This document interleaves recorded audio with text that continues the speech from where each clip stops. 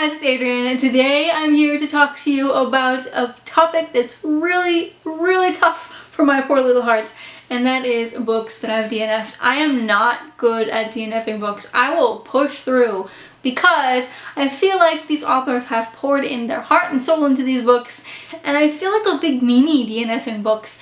That being said, I do have some books that I have DNF'd, and I'm getting better at it because there are so many books that I want to read. If a book is just not grabbing my attention, especially within the first 100 pages, I do have more of a tendency to put it down or to give it a go in an audiobook, and that's what I've done with a lot of my DNF books. These, however, are books that I have just put down and never picked up again, and a lot of them I probably won't pick up again. Some of them might be a little bit shocking to you, most of them probably not. First up are a couple books that I've actually mentioned in my recent unhaul video, so they shouldn't be new to you. The first one being The Wednesday Letters by Jason Wright. This one is about a couple who have written letters to each other throughout their lives, and the couple passes away and their kids are finding these letters. I didn't actually get very far. I think I'm 20 pages, maybe 30 pages in. And it felt really slow, like one of those old Lifetime movies. And I can enjoy a Lifetime movie here or there, but some of them are really awful. This one was on the awful side. So I couldn't get into it. A friend of mine recommended this book. She really enjoyed it. I didn't. Next up is Between the Lines by Jodi Picoult and Samantha Van Leer. This is one that I didn't particularly not like. I just read about half of it, I put it down, and I never picked it up again. It was for a younger audience. It's about this character from a book that this girl is reading. I don't remember her first name. And he comes alive out of the book. I think the concept of this book is really interesting. I think when I was reading it, I was enjoying it. It wasn't my favorite book, my favorite Jodi Picoult book. But it's been on my shelf now for 4 years maybe, and I haven't picked it up again. So it's time to find somebody else who might enjoy this a little better than I did. So, alas, this is the first and only Jodi Picoult book that I have DNF'd thus far in my life. I also ended up DNFing Recipe for Love by J. Katie Ford. I was listening to this one on audio, and I was listening to the Dutch audio. So I ended up DNFing this one because I got really busy. I had to go back to the States for an emergency, so I didn't have time to finish it.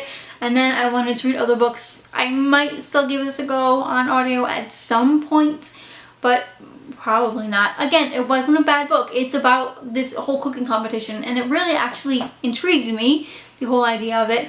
But it wasn't like a book that I couldn't put down, and so I did put it down, and I just couldn't bring myself to pick it back up again. And then we have A Whole New World. This isn't A Whole New World. This is another book in the Twisted Tale series.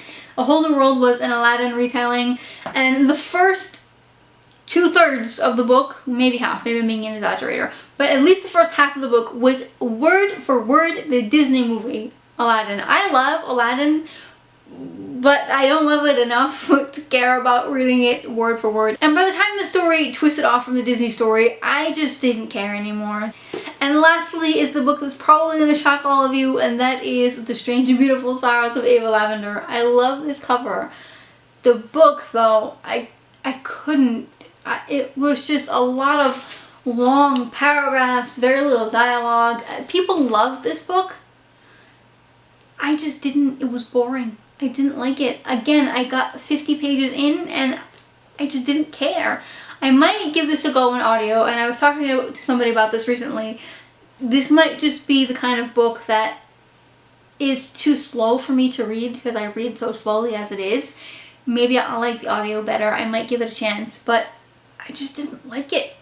I feel terrible because everybody does, and I feel like I should, but I didn't. Those are all the books, as far as I can remember, that I DNF'd. Not so bad. There's only 5. I am trying to make DNFing not a priority, but I need to be more okay with DNFing books because I have read some god-awful books in my day, and I just didn't DNF them because I felt awful and I needed to. I'm a committer. I commit. I don't know what else to tell you. But I'm gonna try to DNF books if I'm not enjoying them, because there are so many other books. And just because I didn't like a book doesn't mean that it's not a good book. It's just not for me. And these books were not for me. So let me know down below, what are some books that you have DNF'd recently? I'd love to know. I'm always curious about that kind of thing, to see how we all interpret books differently, because nobody ever reads the same book. If you enjoyed this video, give it a big thumbs up. If you have not yet, I would love for you to subscribe. Thanks for watching, and see you next time.